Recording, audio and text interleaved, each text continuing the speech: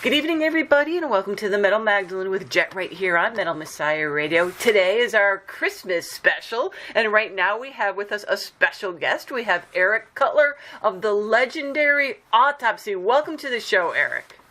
All right, thank you. Legendary, huh? Damn. Well, you know, when you've been around for more than 20 years, you're legendary. Yeah, we're a little old. What the fuck? So speaking of that, Eric, Autopsy now been around for 30 years, started by a long time, longer than most of my listeners have been alive, Eric. Oh, shit. But, Eric, so you and Chris Reifert started in, like, 87. So how did you know Chris? Well, Chuck from Death and Chris lived in the house behind me, or some apartments, actually. And Steve DiGiorgio of Sadis, who played with Autopsy a bit, he introduced us one day. And I started hanging out with both those guys, and it was only like maybe a month later that Chuck decided to move back to Florida. And by that point, me and Chris had become friends, and Chris didn't want to move to Florida, so we just decided we were going to start a band here and come up with some music and a name, and just wanted to play something fucking filthy and sick, so that's how it kind of started. And so tell us a little bit about, like, the early days of putting the band together, and, you know, what was the original lineup back then? Well, originally it was just me and Chris, and we started writing songs and just jamming in, like, the bedroom at his parents' house and at my parents' house, and just wherever we could, really. And once we decided kind of the music we were going to do, which was just something heavy and something that nobody was really playing that we wanted to hear, we just started forming it at that time, and we recruited a friend of mine, Eric Igard, on bass, and started playing parties, and it kind of morphed a little bit, and Eric left the band, and it got to a point where we were just playing parties every weekend. That was our rehearsals, and we recorded a demo into 87, the first demo, and right after that we got Danny Corrales in the band, who was in the California Bloodbath at the time, and we just kind of morphed from there. We didn't really have a plan. We just decided just to, you know, do what we wanted to do. So like you said, like, you recorded a couple of demos and then released your first album. I hope I got all this right. In 89. Right. All right, so that was Severed Survival. So what was the metal scene like back then, and what kind of shows were you playing at this point? Well, the shows we were playing, they weren't very good locally. There wasn't very good attendance, but that's not why we ever did it. It's not why we do it now. Right. It's the metal scene at the time. I think it was a lot more thrash metal. It was really big at the time. It still is, obviously. And death metal was just kind of starting at that time to play this kind of music, and so it was just the very beginning. So we played shows outside of the Bay Area, and they were usually pretty good. But it was a thrash metal scene here in the Bay Area, so it was a little struggle here, but we didn't give a shit. We just played what we wanted to play, and we had no goal, nothing in mind, just do what we want to do.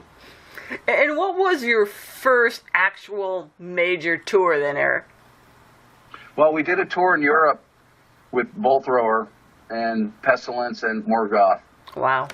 And that was, it was pretty good. The first part of the tour just had Bull Thrower and Pestilence on it, and we played the UK, and the second half of the tour was Bull Thrower dropped off it, and we had Morgoth on the tour, and it was pretty sick, pretty sick shit. So the shows were really good, and we were really surprised because here in the Bay Area, the type of music we play, it wasn't all that popular, but over there it was really big already. So what was that like then for you to get over there, you know, first time over there in Europe, playing your music to these crowds, unlike the ones that were in your hometown? Well, it was pretty mind-blowing, actually, because we didn't expect it. You know, I think the first show we played, we didn't know what to expect at all, and, you know, when the place filled up and it was pretty crazy, it was a really good feeling. It was like, okay, this is fucking happening over here. Yeah. No, you also, okay, so you had mentioned earlier about Steve DiGiorgio, and you guys used him a few times as a session musician on some of your stuff. So now, how did you know him? He lived, like, the house in front of you? Well, the Sadist guys lived in the same city as me. We went to school together, so I knew all those guys really well. So we used Steve on Severed Survival, and we used him on Fiend for Blood. So when he hooked up with Chuck and Chris, it was kind of just a natural thing because we always hung out that would happen, that I would hang out with them too. So because I mean we've been friends since we were kids, so it was just something we did. We just hung out. And so, Eric, after releasing 4 studio albums, the band decided to, like, call it quits. So what led to this decision? We must know. Well, we did a disastrous U.S. tour, and it was planned really bad. The shows were scattered about, a lot of travel between them. There was no promotion, and I made the stupid mistake to manage the tour and play every night also, and it just fucking burned me out. After, I don't know, a couple weeks, I was kind of done with everything, and I decided by then I was just going to quit before we even got back, and told everybody. Probably about halfway through the tour, I told everybody I was done. I was just burnt and didn't want to do it anymore. Of course, I changed my mind about a couple months after we got back. I was like, "Oh, the fuck? What was I thinking?" So that's all it was for? A couple of months? Well, probably by the point we got home, it was all kind of done. You know, everybody was kind of doing their own thing, and we had Shit Fun still ready to record, so we went and did that, and then it was it. Chris and Danny were already planning to do Abscess, and so once we got home from the tour, we did the Shit Fun record and called it quits. And everybody did their own thing. What were you doing during that time? Well, I started another band called Funeral, and we just did an EP, and that kind of fell apart. Also had Aaron Gustafson vocals and guitar, had John Schaefer from Hex on drums, and then Steve DiGiorgio played bass on that also. And yeah, so we did like an EP, and we had a rehearsal that we ended up releasing years later on Aphelion Productions. And after Funeral broke up, I really didn't do anything for a little while. I just kind of hung out and didn't even pick up a guitar or listen to music for a few years actually, and just kind of avoided it all. Why though? Why did you not want to even play at all? I don't really know. It was just I was engaged in other stuff, and it really wasn't important for a little while. And then I started up a rock band with a bunch of friends, and we did a bunch of covers of shit like Hendrix and Rolling Stones and shit like that, and just get drunk every night and play some rock and roll. So we did that for a while, and that was pretty fun too. So what led back to the reunion? Well, we've been getting offers to play shows and do tours ever since we broke up, and the guys from Maryland Death Fest were really on us and trying to get us to come out and play Maryland, and we turned them down a few times, and finally they got kind of serious, and we just talked about it. We said, well, if it comes to that, maybe we should just do it and check it out and see where it goes from there. That's kind of how it all started again. And then since then, you released 3 more studio albums, some EPs, including one releasing officially on the 15th, which was already right puncturing the grotesque. So tell us, Eric, tell us what makes this EP so special. Everything we do, it's another phase of the band, and we don't plan nothing. We don't try to write a certain way, so it's just kind of where we're at each given time whenever we release something. So we feel good about the music like we do everything else. We never come out and say, oh, this is the best thing we ever did. It is what it is. We like it, and hopefully other people will too. And so tell us a little bit about it then. And of course, the regular questions, Eric. What are some of the subject matters that you guys deal with in this EP? Well, the whole EP, except for the last song, it's kind of like a concept theme, which we've never done. And it kind of deals with the end of the world and just shit going really bad, and just beyond imaginable shit fucking happening. So in the very last song, it's different. It's a cover song by the California Bloodbath that Danny was in called "Fuck You." More of a kind of a punk rock metal song, and I mean we've always loved the band Bloodbath, and the singer Dane Peterson passed away last year, and we decided to kind of do a little tribute to him. So even though the EP is kind of a concept type theme, the last song kind of differs from that, and we just do it on there because we wanted to do that. And so now tell us about how it sounds musically.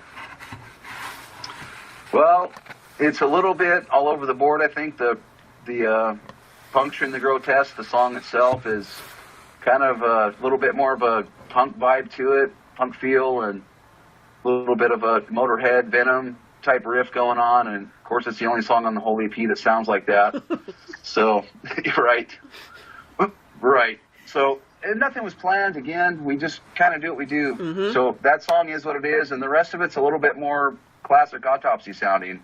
You know, a little bit mix of that doomy sound with the death metal sound with a little bit of punk shit here and there. So kind of the same theme, but a little bit different. And now, did you guys record this locally? We did, actually. We've been recording at Fantasy Studios in Berkeley since we've got back together, and pretty famous studio. For this EP, we decided to go to Earhammer Studios in Emeryville, which a friend of ours owns the studio, and he's the engineer there. And he does a lot of killer shit there, and Chris has recorded Violation Moon there. I've done Necrosic there, and Skolex there, and a lot of good stuff come out of there. So we really like Greg and the Wizard. So we decided to give that a shot for the EP because we were looking at just for something a little bit more raw and not as polished sounding, and it's kind of why we went the cover with what we did also. Yeah, tell us a little bit about that. Well, it's a good friend of ours, Dennis Dredd, did the cover. He wrote the book for After the Cutting, the compilation, and all the stuff we just had released before that. And we've known him for years, and he knows us really good. So we wanted to give him an album cover, and we've been meaning to do that for a while, and some kind of cover. And so we threw the idea at him, and he was fucking down for it and delivered with it. Now, do you guys have a bunch of new merch too? We have a little bit of stuff we just ran through, like our Facebook page and our Big Cartel page.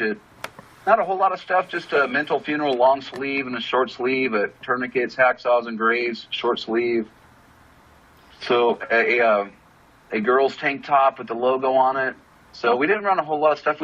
We're not a band that actually has everything in stock on merch, and we kind of just, shoot from the side and see what everybody wants and kind of do it occasionally. Now, this being the band's, 30th anniversary year, besides releasing the new P, Eric, did you all do anything else special to mark the anniversary? No, not really. No, nothing special. I mean, everybody's got some other stuff going on, so... I mean, Peaceful Records wanted a full length for this year to mark the anniversary, but, we're not really big into that kind of shit. We're not going to rush something just to, it's 30 years, we got to write a full-length record right now real quick. And so, no, we'll probably do a full-length next year is our plan, but no, we don't kind of run on that idea of, we have to do something now because it's this time period or any of that shit. Well, it's a pretty substantial EP. How many tracks are on there? There's 7. Yeah, so that's close to almost a studio album you got going there anyways. Yeah, that's close to stuff like, what was Rain of Blood, like 29 minutes or some shit? Yeah, so, exactly. That's what I'm saying. So Eric, after all these years, how would you say you guys have evolved as a band over the years? Oh, fuck, we haven't. We're the same scumbags we always have been. Personally and musically. Same shit. And what are your thoughts on the metal scene today? I mean, compared to 30 years ago, when there was tape trading and there was no social media and you did all this stuff, through the mail and passing out flyers. Did you like it better then, or do you like it better now, or what's going on? Well, I really don't think about that, how I feel about something then versus now. And No, it was a whole different time then. It was writing letters. There was no emails, and you traded tapes. So it was really cool back then. Now it's cool too because you can just pull up anything you want to check out and listen to it. So it's really different, but I don't have a strong opinion on it. It is what it is. We're going to grow, and shit changes over time. Now, so what are your thoughts now on the metal scene then? Well, I like it. There's a lot of killer shit coming out right now, and so I'm listening to shit every day that's so fucking good, and so I really like it. I think there's a lot of good stuff right now. Because when you guys started out, there was like no death metal, there was there was death, there was possessed, there was some Euro, you know what I mean? And now look at it. Yeah, it's kind of crazy, there's a lot of shit out there, but I mean, I'll say the one thing I don't like is there's all this different labeled stuff out there. Where it's this or it's that or it's this, and it's just it's just metal. It's just music. So there's all these different labels for everything, and we never thought about that. So it's just play what you like, and you don't have to separate everything so hardcore. Just fucking play what you play and listen to what you listen to. And so now this year just about over, but are you guys making some plans for next year already? Not a whole lot, actually. We're looking at hopefully do a full length, and we may play a few shows in the U.S., but we won't play anywhere outside of the U.S. next year. So probably maybe 2019 we'll start looking at playing outside of here again. So not a whole lot of stuff. Chris has some stuff going on with his side stuff, and I do too. So Necrosic is recording a full length in March, and we're looking at doing a tour. So we're looking at hopefully maybe doing a full length Autopsy record, but few shows in the U.S., but not a whole lot actually. So either way, you're going to be keeping yourself busy with one band or the other. Yeah, definitely. So Eric, where can people go to learn more about the band? What's up? What shows you are playing, that kind of thing. Facebook. Do you got any other websites or anything? No, I mean we used to have an Autopsy website, but it was a pain in the ass to deal with, and then we just decided to keep everything on Facebook, and we have the big cartel page to sell merch through. So we just. It's still underground for us to a certain extent. So with the exception of having Facebook and internet and shit like that, we don't really promote ourselves a whole lot, and we kind of will say what we're doing, but it's not that big. So I don't know. We don't do a whole lot. Don't worry about it that much. So Facebook's the best bet for everybody to go to. When you guys are doing something, you'll more than likely post it up on there. Yeah, definitely. Right. Right. So there you guys have it. 30 years of Autopsy. Eric, thank you so much for coming on the show and tell us about the band and the new album, and all the best to you and the band, and have a great new year. Fuck yeah. Thank you.